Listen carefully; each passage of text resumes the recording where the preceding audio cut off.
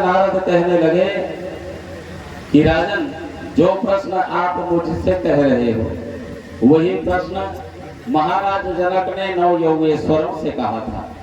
तो उन नव योगेश्वरों ने कौन सा उत्तर प्रदान किया, वही मैं आज आपको प्रदान कर रहा हूँ। महाराज नारद कहे, दुर्लभो मानसो देहि देहिनां क्षणभंगुरः तत्रापि दुर्लभं मन्ये वैकुंठं प्रियदर्शनम्। महाराज जनक को जो योगेश्वर ने कहा था और महाराज वासुदेव को जो महाराज नारद ने कहा था, क्या कहा कि हे वासुदेव, मानव देह परमात्मा के विशेष कृपा से ही मिल पाता है। भगवान जब हमारे ऊपर कृपा करते हैं तो 4,84,00,000 योनियों को घटने के बाद ये मानव तन हमें प्राप्त होती है। पर एक क्षण में क्या हो जाए, ये मानव तन की कोई गारंटी नहीं है। जनक जी ने नव योगेश्वर से पूछा था कि महाराज, अत्यंत कल्याण का मार्ग क्या है, यह बताइए। भागवत धर्म और अत्यंत कल्याण का मार्ग बताइए। महाराज योगेश्वरों ने कहा था कि आत्मा कल्याण के लिए परमात्मा ने सबसे प्रथम जो उपदेश किए हैं वह है भागवत। भागवत से ज्यादा परम धर्म और कोई दूसरा चीज नहीं है। भागवत से ही धर्म आरंभ होता है और भगवान के चरणों में जाकर के अंत में विलीन हो जाता है। भागवत धर्म का अंत नहीं होता, जिससे समर्पण की भावना पैदा होती है। जीवन में जो कुछ आप कर रहे हो वो सब कुछ भगवान श्री बांके बिहारी के चरणों में डालते जाओ, बस वही भागवत धर्म है। इतना समझ गए तो तुम्हारा कल्याण हो गया।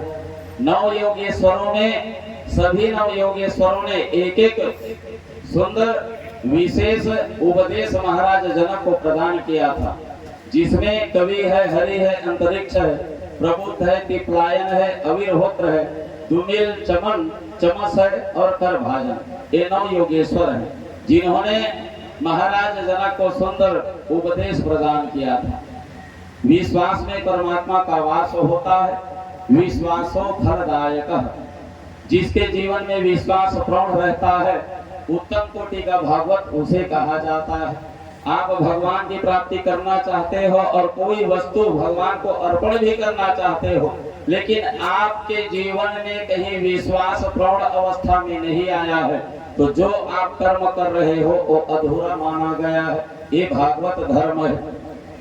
उसी समय मैया द्रौपदी ने कहा था कृष्ण से, श्री कृष्ण द्वारिका वासी देव देव जगतपते कौरवे हरि श्रुता माम की ना जाना सी केशव। भगवान चाहते हैं कि कोई मुझे पुकारे। तो द्रौपदी पांचों पांडवों के बीच में फंसे हुए थे, दुर्योधन के पास, दुशासन के पास, भीष्म पितामह के पास। पांचों पांडव जुए में हार चुके थे द्रौपदी को, और द्रौपदी जब हारी गई थी तो दुशासन ने सुंदर चीरहरण किया था। उस समय परिवार के लोग कुछ नहीं किए, लेकिन जब मैया द्रौपदी अपने आप को भगवान कन्हैया के चरणों में समर्पण किया, तभी भगवान आकर के उनके लज्जा को बचाए थे। तो इस समर्पण की भावना प्रौढ़ अवस्था में होनी चाहिए, भगवान के प्रति विश्वास होनी चाहिए, तो तब आपका जो कर्म है वो सफलता की ओर आगे बढ़ेगा। महाराज, माया का स्वरूप का वर्णन किया गया। जिस माया का जो स्वरूप है, एक है महाकाली, महासरस्वती और महालक्ष्मी के रूप में सुंदर माया का स्वरूप महाराज योगेश्वर के द्वारा बताया गया। अब देवता लोग भगवान कन्हैया के पास आ गए और भगवान कन्हैया के पास आकर के कहने लगे कि प्रभु, आपने कहा था कि पृथ्वी के भार को हल्का करके आऊंगा। सब राक्षस मारे गए महाराज, सब दैत्य मर चुके हैं, तो महाराज कृपा करके अब वैकुंठ लोक पधारो। भगवान कहने लगे उन देवताओं से कि इस पृथ्वी का सबसे बड़े जो भार है महाराज, ये मेरे यदुवंशी हैं। जब तक के समस्त मेरे परिवार यदुवंशी समाप्त नहीं होंगे, तब तक के मैं अपने लोक को नहीं जा पाऊंगा, नहीं जाऊंगा। ये सब देवता भगवान का सुंदर परिक्रमा करके सुंदर प्रणाम किए, और ये देवता लोग जो भगवान कन्हैया के साथ में लीला करने के लिए आए थे, ये सभी लोग अपने अपने लोक को चले गए। बृहस्पति महाराज जी भी आए। बृहस्पति महाराज जी ने भी सुंदर, बृहस्पति महाराज के शिष्य उद्धव आए।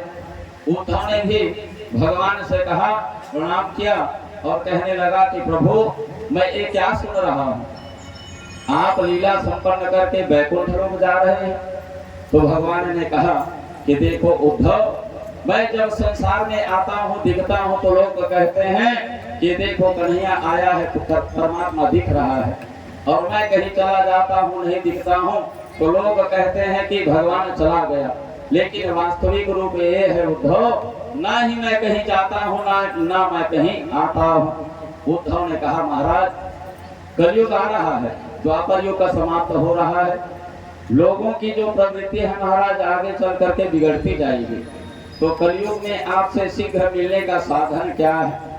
तो भगवान ने कहा कि उद्धव एक वस्तु को परित्याग करके दूसरी वस्तु को प्राप्त करना, दूसरे वस्तु में अनुराग करना ही कल्याण का साधन है। महाराज उद्धव कहे ये तो बताइए महाराज कि हमें वैराग्य कैसे होना चाहिए। एक वस्तु को छोड़ करके दूसरी वस्तु को प्राप्त करना ही वैराग्यता की ओर बढ़ाता है। जैसे संसार से आप राग करोगे तो भगवान को प्राप्ति नहीं कर पाओगे, राग को छोड़ोगे उनसे वैराग्य होगी, तभी आपको भगवान के प्रति अनुराग पैदा होगा। वैराग्य अपने जीवन में सबसे ज्यादा जरूरी है।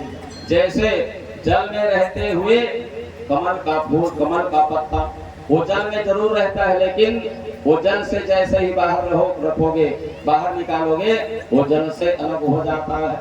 वैसे ही वैराग्य की भावना अपने जीवन में लाना चाहिए। भगवान ने कहा वैराग्य एक प्रकार की नहीं, वैराग्य बल्कि 3 प्रकार का होता है उद्धव। एक होता है मरकट वैराग्य, एक होता है शमशान वैराग्य, और एक होता है सच्चा वैराग्य। भगवान कन्हैया उद्धव से कहे कि मरकट वैराग्य को समझने के लिए एक सुंदर उदाहरण, जैसे घर में आप लोग समस्त परिवार रह रहे हो, और समस्त परिवार रहते रहते आपके परिवार में किसी भी प्रकार की लड़ाई झगड़ा उत्पन्न हो गया, और इतना लड़ाई झगड़ा उत्पन्न हो गया कि उनका सीमा नहीं, अंतिम चरण में आ चुका है। तो आप जो घर के जो बुजुर्ग है वो लड़ाई झगड़ा को ना देख करके वो मन में विचार करता है कि इस घर में रहना ही बेकार है, रोज यहाँ घर में तू मैं होता है, रोज शांति नहीं रहती। और जब उस लड़ाई झगड़ा को घर का जो मुखिया है देखता है तो उनके मन में एक प्रकार का वैराग्य उत्पन्न हो जाता है कि अब इस घर में मैं नहीं रहूंगा। ये सोच करके वो घर से कहीं दूर चला जाता है, विदेश चला जाता है, और दूर चला भी जाता है, लेकिन 1-8 महीने होने के बाद वही मेरे नाती क्या कर रहे होंगे, मेरा छोटा बेटा क्या कर रहा होगा, खेत का नांगर हल चला होगा कि नहीं चला होगा, धान में पानी पला होगा कि नहीं पला होगा। यहाँ से वैराग्य तो उनको परिवार में लड़ाई झगड़ा होने के बाद मिल गया, लेकिन जैसे ही 1-2 महीना बाहर निकला, वो 1-2 महीने के बाद फिर से वही परिवार आपको याद आने लगा, और आप उस विदेश जो बाहर भगे थे देखते देखते उसी के चिंता में फिर अपने परिवार में वापस आ गए। तो इसको कहते हैं मरकट वैराग्य, जो कुछ क्षण के लिए होता है। जब तक के आप परिवार से लड़ाई झगड़ा हुए और आप बाहर निकल गए, आपका क्रोध शांत हुआ, फिर आप अपने परिवार में आकर के शामिल हो गए, तो एक कुछ दिनों का वैराग्य है जिसको मरकट वैराग्य कहा जाता है। दूसरा होता है शमशान वैराग्य।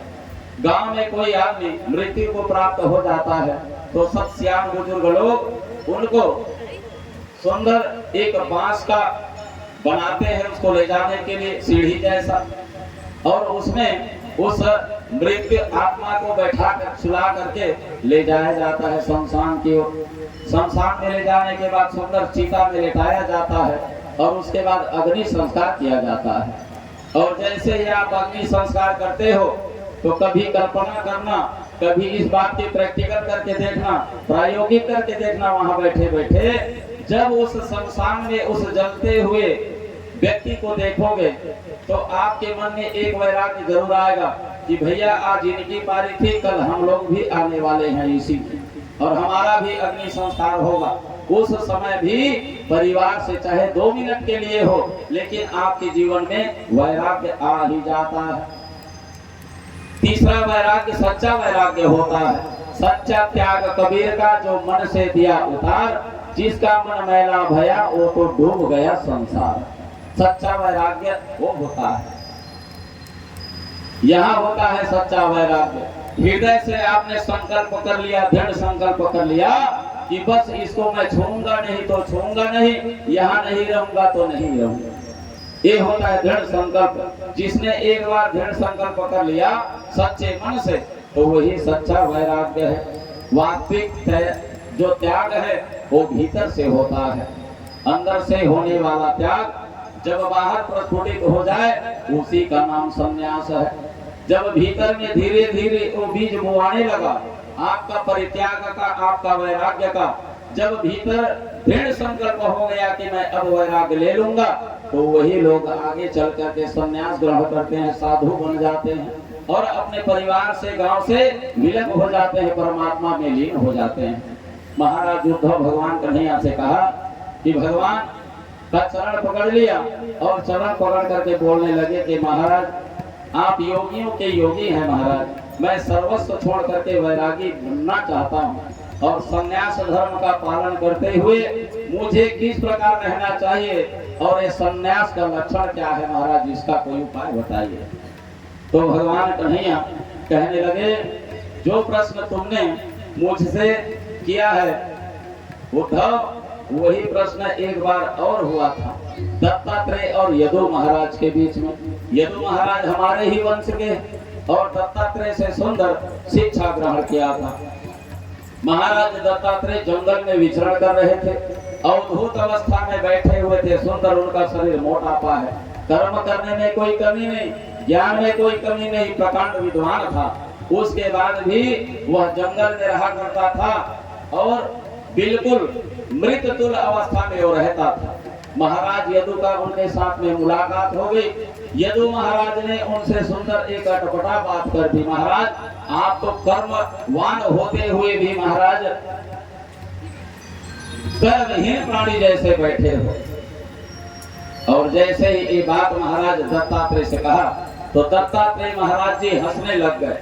ये देखो, ये भीतर की बात नहीं जानते लेकिन बाहर से ही ये अपना दिमाग चला रहा है। महाराज दत्तात्रेय यदु से कहे कि यदु जो प्रश्न आप कर रहे हो भैया उसमें मुझे हंसी आ रही है और मैंने अपने जीवन में 24 गुरु बनाए और 24 गुरु बना करके यहाँ बैठा हूँ, तो ऐसे ही फालतू नहीं बैठा। महाराज यदु कहे कि महाराज 24 गुरु आपने कौन कौन से बनाए हैं और उनसे आपको क्या क्या शिक्षा मिली है महाराज, उसका वर्णन करिए। तब महाराज यदु के पूछने से महाराज दत्तात्रेय सुंदर बताते हैं, संते ने गुरु राजन बहवो बद्योपाश्रिता मलतो बुद्धि मुपादाय मुक्तो अष्टामी हताक्षिणो। राजन मैंने अपने जीवन में 24 गुरु बनाए हैं और गुरु तो वास्तविक रूप में 3 ही होते हैं। एक शिक्षा गुरु होता है और एक दीक्षा गुरु होता है और एक पौरोहित्य होता है जो आपके घर में आकर के जजमानी करता है, जो आगे से आगे आकर के आपके कल्याण का साधक बताते हैं। आपके जीवन में आपका कल्याण कैसे हो, जो आकर के आपको वो शिक्षा प्रदान करे, उसको पुरोहित कहते हैं। पुरोहित के मतलब ये नहीं होता कि आप सत्यनारायण कथा करवाए, आपने 500 दिया और पंडित जी आपको सीधा 2000 मांग रहे हैं, वो पुरोहित नहीं है। पुरोहित का मतलब ही होता है आप चाहे जैसा भी दक्षिणा दो वो महाराज जी संतुष्ट रहें और आप भी उतना ही दक्षिणा दो जिससे वो संतुष्ट हो जाए। दूसरी बात, आपके जीवन में आने वाले कष्टों का सुंदर सरलता से उनका निवारण कर दे और आपको भगवान की ओर ले जा करके वो लगा दे। उसको कहते हैं पौरोहित्य। पूरे अग्रे हितम गच्छति इति पुरोहिता।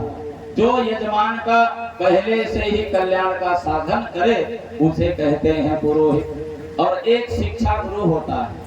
जैसे हम 5-6 साल के बच्चे हुए, उसके बाद जो हमारे माता पिता सीधा स्कूल में ले जाकर के नाम लिखवा दिए, दाखिला करवा दिया, और वहाँ शिक्षा गुरु होता है जो हमें बचपन से ही शिक्षा प्रदान करता है और वो हमें ये लायक बना देता है कि हम आगे चल करके अपने पैर में खड़ा हो जाए और अपने माता पिता को अपने बल पर पाले।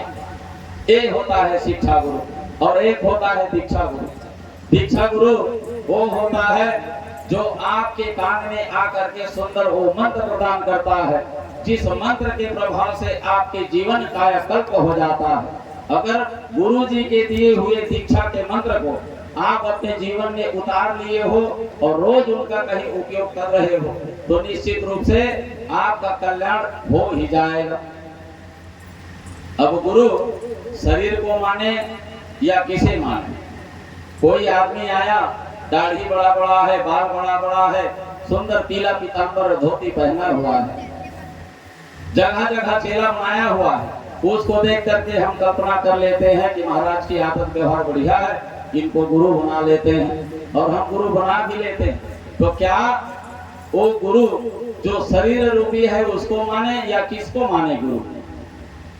तो शास्त्र में ऐसा कथन है, एक व्यवहारिक दृष्टिकोण से जो शरीर आया है आपके पास वो गुरु तो है, लेकिन सत्य में वो गुरु व्यवहारिक दृष्टिकोण में है। आध्यात्मिक दृष्टिकोण में जो गुरु होता है वो क्या होता है? जो वो शारीरिक जो व्यवहारिक दृष्टिकोण से दिखाई दे रहा है वो आपके कान में जो ला करके जो मंत्र, चाहे 12 अक्षर हो, 3 अक्षर हो, 2 अक्षर हो, चाहे 1 अक्षर हो, जो आपके इष्ट देवता के द्वारा जो शरीर व्यवहारिक दृष्टिकोण से आपके कान में आकर के जो मंत्र प्रदान करता है वो मंत्र ही आपका गुरु है। और उसी मंत्र के माध्यम से ही सहजता से सरलता से आप इस भव सागर से उस पार जा सकते हो, परमात्मा की प्राप्ति कर सकते हो। वो शरीर गुरु नहीं हो सकता, वो मंत्र गुरु होता है। पूजा तो होता है क्योंकि उन्हीं के माध्यम से हमें वो मंत्र मिला है, इसलिए इस व्यवहारिक जगत में उस शरीर का हम पूजा करते हैं, लेकिन गुरु मंत्र को ही मानना चाहिए। एक इच्छा गुरु है। गुरु बिना भव निधि तरयन कोई, जो बिरंचे शंकर सम होई। श्री गुरु पद नख मणिगढ़ ज्योति, सुमिरत दिव्य दृष्टि यही होती। तो महाराज गुरु मंत्र को कहा गया है। व्यवहारिक दृष्टिकोण से जो शरीर है वो मात्र शरीर है, वो सिर्फ पूजा करते हैं उनका, और मंत्र गुरु माना गया है। महाराज दत्तात्रेय कहे कि मैंने अपने जीवन में 24 गुरु बनाया। पृथ्वी वायु आकाश मापो अग्नि चंद्रमा रविः, कपोतो अजगर सिंधु पतंगो मधु कृत गजः, मनुवाह हरिणो मीनाः पिंगाला गुरुरोर्मकाः, कुमारी सरकृत सर्प अर्वणाभि सुखे सप्रीतः। हे यदु, मैंने अपने जीवन में 24 गुरु बनाए हैं। मेरे जीवन का जो प्रथम गुरु है वो पृथ्वी है। तो महाराज यदु ने पूछा, ये तो बताइए महाराज, पृथ्वी को आपने गुरु बनाया तो उससे आपको क्या शिक्षा मिली? महाराज दत्तात्रेय कहे कि यदु, मैंने पृथ्वी को गुरु बनाया और गुरु बनाने के बाद उनसे यह शिक्षा लिया कि सहनशीलता पृथ्वी जैसा होना चाहिए, संतों को सहनशीलता होनी चाहिए, उसके भीतर सहनशीलता हो। देखो पृथ्वी मैया के ऊपर आप मल मूत्र का त्याग कर रहे हो, कई प्रकार के घृणा काम कर रहे हो, फिर भी से पृथ्वी ये नहीं कहती कि तुम मेरे गोद में एक गलत काम कर रहे हो। मैया पृथ्वी के पास सहनशीलता है, तभी तो आज संसार चल रहा है। तो मैंने पृथ्वी को गुरु बनाया। आगे चल करके महाराज दत्तात्रेय कहे कि मैंने वायु को भी गुरु बनाया।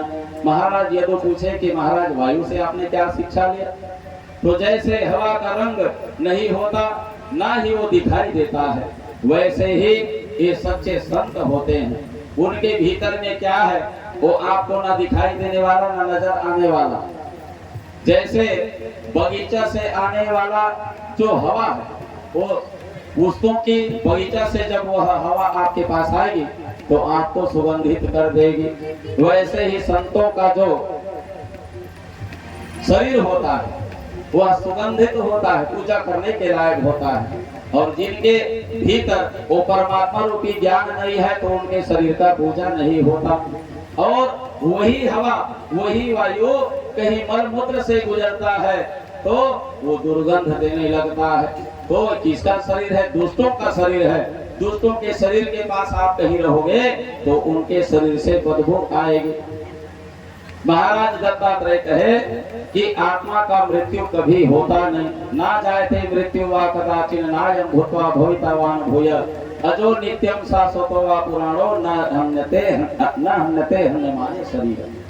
ये आत्मा अमर है, अजर है बेटा। न इनको आग जला सकती है न पानी बुझा सकती है। तो ये आत्मा रूपी जो शरीर है वो सुगंध भी देती है, दुर्गंध भी देती है। तो संतों का लक्षण क्या है? जिनके पास सद्गुण होगा, परमात्मा की कीर्तन भजन होगा, वो निश्चित रूप से उनके शरीर से सुगंध वायु बहेगी। तो संतों के पास ये लक्षण होना चाहिए। तीसरा उदाहरण आकाश से मैंने गुरु बनाया। महाराज यदु ने पूछा कि महाराज उनसे आपने क्या शिक्षा लिया? तो महाराज दत्तात्रेय कहे जो रास्ता देता है वो आकाश मेरे मुख से निकलने वाले वाणी का है। परा पश्यंती मध्यमा खेचरी, ये 4 वाणी मेरे मुख से निकले। वाणी को कान तक के रास्ता देने का कार्य आकाश का है, वही आकाश करती है।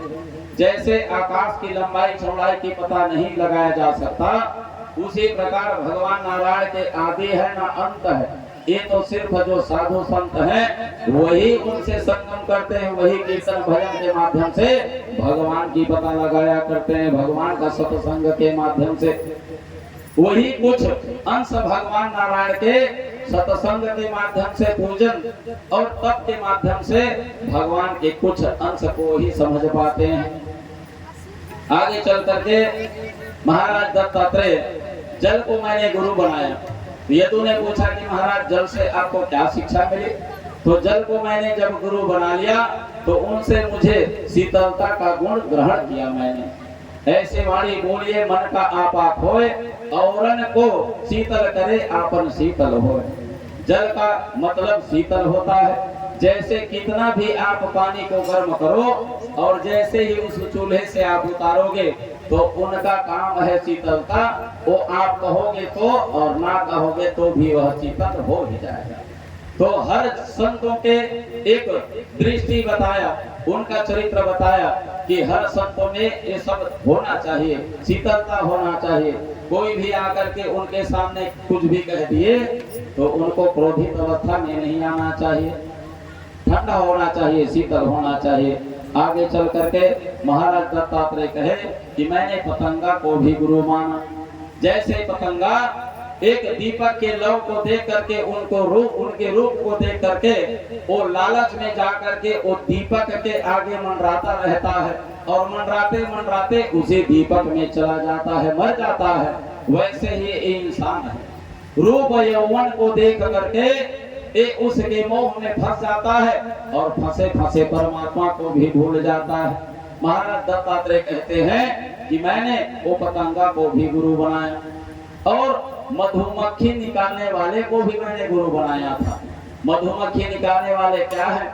मधुमक्खी तो सुंदर कई प्रकार के पुष्पों में जाकर के बैठता है और बैठने के बाद उनका जो सार तत्व होता है उनको ले जाकर के छत्ता में डाल देता है। छत्ता में डालने वाला मधुमक्खी, एकत्र करने वाला मधुमक्खी, लेकिन वो उनका उपयोग अपने जीवन में नहीं कर पाता और उसको कोई दूसरा उस रस को निकाल करके ले जाता है। उसी प्रकार ए यदु मैंने उनसे शिक्षा लिया, आप जीवन भर कमाओ, जीवन भर धन संपत्ति इकट्ठा करो, लेकिन जो जीवन भर मधुमक्खी जैसे रस को निकाल निकाल करके आप छत्ते में गोदरेज में रख रखे हो, उसका उपभोग करना सीखो। आपने इकट्ठा तो किया लेकिन उनका सदुपयोग नहीं किया, उनका उपभोग नहीं किया, जीवन में लगाया नहीं, तो समझो आपके मरने के बाद कोई दूसरा उस धन को ले लेगा। जैसे मधुमक्खी के द्वारा निकाले गए रस को कोई दूसरा आकर के ले जाता है, आपने इकट्ठा किया।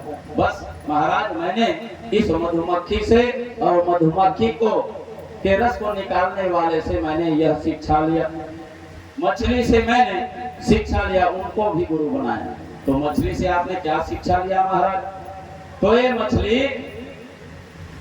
स्वाद के कारण मारा जाता है। जैसे कोई मछुआरे एक डंगड़ी रखता है, उसमें एक तांत का रस्सी फंसाया होता है, उसमें एक सुंदर कांटा फंसाता है, उस कांटा में मछली के खाने के लिए चारा डाला जाता है, और ये जो मछली मारने वाला नदी के पास या तालाब के पास या कुआं के पास चला जाता है और उस डंडे को धीरे धीरे नीचे ले जाता है, और वो जो कांटे में फंसा हुआ चारा उसको देख करके भीतर के कांटा उनको आंखों में नहीं दिखाई देता और चारा के लालच में जाकर के वह फंस जाता है।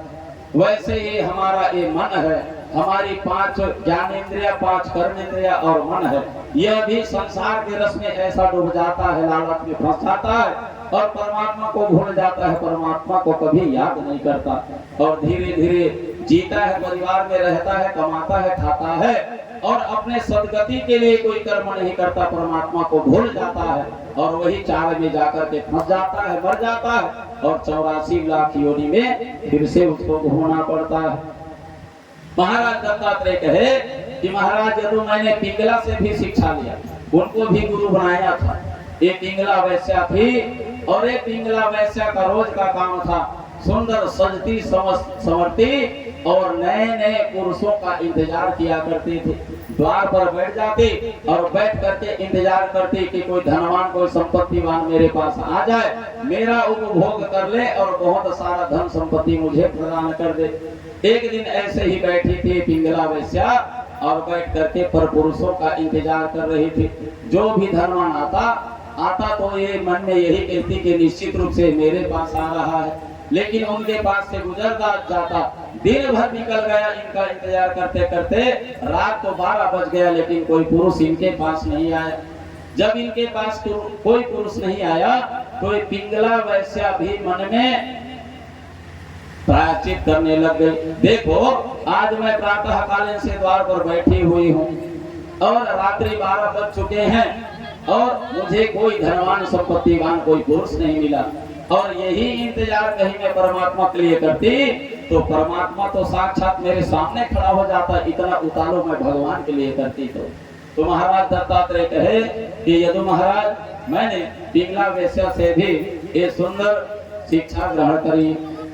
भगवान ने कहा संत का लक्षण मैंने तुमको बता दिया उद्धव, अब आगे मैं आपको बताता हूँ। देखो चारों युग में मैं सतयुग हूँ। अब 24 गुरुओं का तो वर्णन मैं कर नहीं सकता क्योंकि भाई 24 गुरुओं का जो वर्णन है बहुत बृहद है। 2-4 संतों का लक्षण बता दिया मैं, इतने में संतुष्ट रहिए। भगवान कन्हैया उद्धव महाराज जी से कहे कि देखो चारों युग में मैं सतयुग हूँ, वृक्ष में मैं पीपल हूँ और 4 वेदों में मैं सामवेद हूँ, अक्षरों में मैं ओंकार हूँ, गायों में कामधेनु हूँ, हाथियों में मैं ऐरावत हूँ और धातुओं में मैं स्वर्ण हूँ। भगवान ने कहा उद्धव यह संसार स्वप्नवत है, मोह निशा सब सोवन हारा, देखे स्वप्न अनेक प्रकार। महाराज हम सोते हुए स्वप्न तो देखते हैं लेकिन जागने के बाद वह सत्य होता नहीं है। इसलिए इतना कहकर भगवान उद्धव के सामने में सुंदर शिक्षा प्रदान किए और देखते देखते भगवान कन्हैया मौन हो गए। तमाम यदुवंशियों का बुद्धि आज बिगड़ गया है, एक दूसरे के ऊपर सुंदर वार करना चालू कर दिए। वही जो समुद्र में मूसल को घिसा गया था, उनके बारीक कण से जो सरकंडा का पौधा तलवार की भांति निकला हुआ था, आज भगवान कन्हैया पीपल वृक्ष के नीचे सोए हुए हैं। भगवान विष्णु जैसे आप फोटो में देखते हैं, शेषनाग के ऊपर अर्ध अवस्था में सोए हुए हैं। भगवान कन्हैया का जो दायां हाथ है वो सुंदर दायां सिर में लगा हुआ है। भगवान अर्धशयन अवस्था में सोए हुए। महाराज उद्धव सुंदर परिक्रमा किया और परिक्रमा करके भगवान कन्हैया का प्रणाम करके वहां से चले गए। भगवान कन्हैया अब सुंदर अपने तमाम यदुवंशियों को समाप्त होते हुए अपने आंखों से देखना चाहते हैं। जब तक के तमाम यदुवंशी समाप्त नहीं होंगे महाराज अपने गोलोक धाम को नहीं जाएंगे।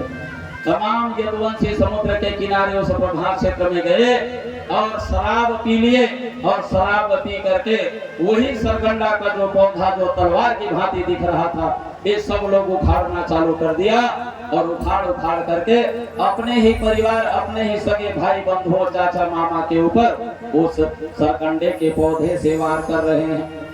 तब भगवान ने कहा उद्धव अब द्वापर का अंत हो चुका है, अब कलयुग निश्चित रूप से लग चुका है।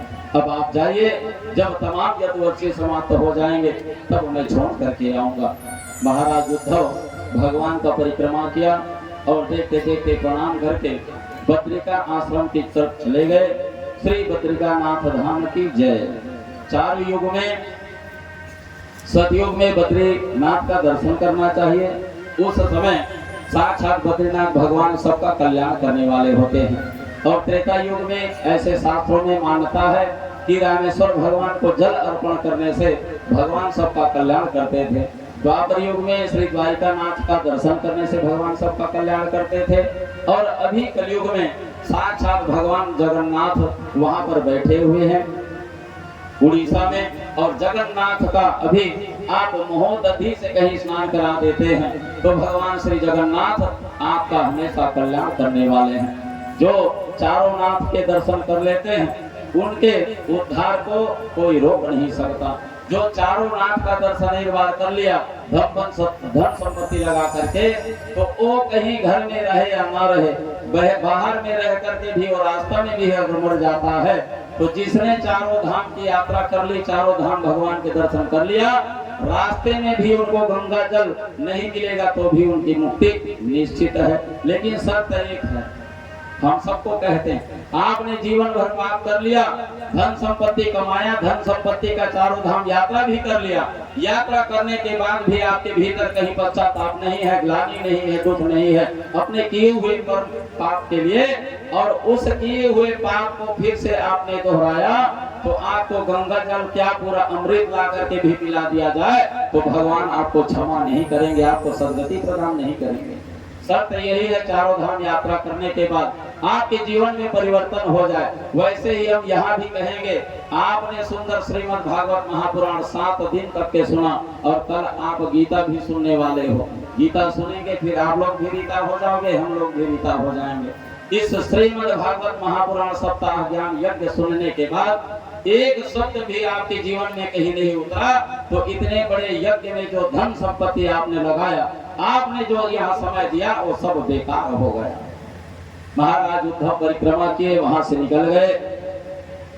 भगवान के जो दारुक है, महाराज उनके रथ को चलाने वाला महाराज दारुक भगवान कन्हैया के पास आ गए और कहा कि महाराज अब आपका चलने का समय हो चुका है, रथ में बैठ जाइए महाराज, आपको मैं रथ में बैठा करके ले जाना चाहता हूँ।